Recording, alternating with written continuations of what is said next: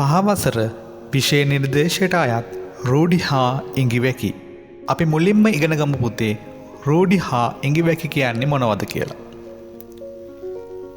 රූඩි හා ඉඟිවැකියක් කියන්නේ යම් අදහසක් ඉතා කෙටියෙන් ප්‍රකාශ කිරීමට යොදාගන ලබන භාෂා අලංකාරයක්.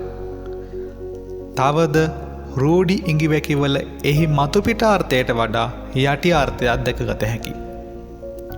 ඒ වගේම ඔබ ලියන දේ හෝ කතා කරන දේ උදාහරණයක් විදියට ප්‍රස්තාව පිරුණු යුගල පද අන්න ඒ වගේ ඉතා රසවත්ව ප්‍රකාශ කිරීමට යොදාගනු ලබන භාෂා අලංකාරයක්ද වෙනවා මේ රූඩි හා ඉඟිවැකි. හතරවන ශ්‍රේණියේ උගත් රූඩි හා ඉඟිවැකි. එක හුස්මට යම්කිසි කාර්යයක් අවසන් වනතුරු නොනවත්වා කිරීම. අකුරක් නෑර කිසිවක් අත නොහැර කියවීම හා කතා කිරීම. ඉහේ මලක් පිපුණා දැඩි සතුටකට පත්වීම. 99න් බේරුණා යම් විපත්තකින් යාන්තමින් ගැලවීම. මොරසූරණ වැස්ස අධික වර්ෂාව. අපි දැන් මතක් කරගමු පුතේ පහ ශ්‍රේණියට අයත් රූඩි හා ඉඟිවැකි. ඇඟ බේරා ගන්නවා වගකීමෙන් බේරීම.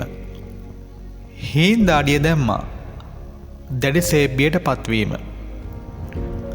අහසේ මාලිකා ඉටු නොවන සිහින දැකීම.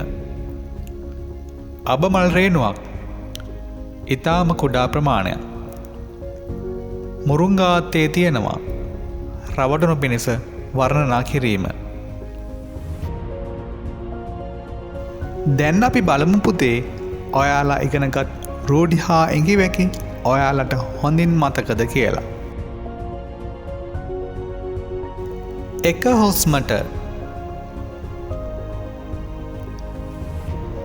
අකුරක් නෑර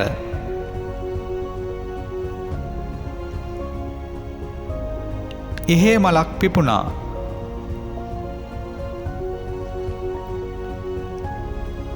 අනූනවයෙන් බේරුණා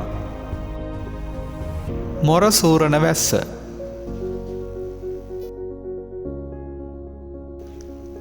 ඇඟ බේරා ගන්නවා හීන්දාඩිය දැම්මා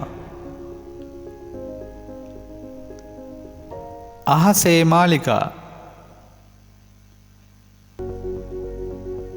අබමල් රේණුවක්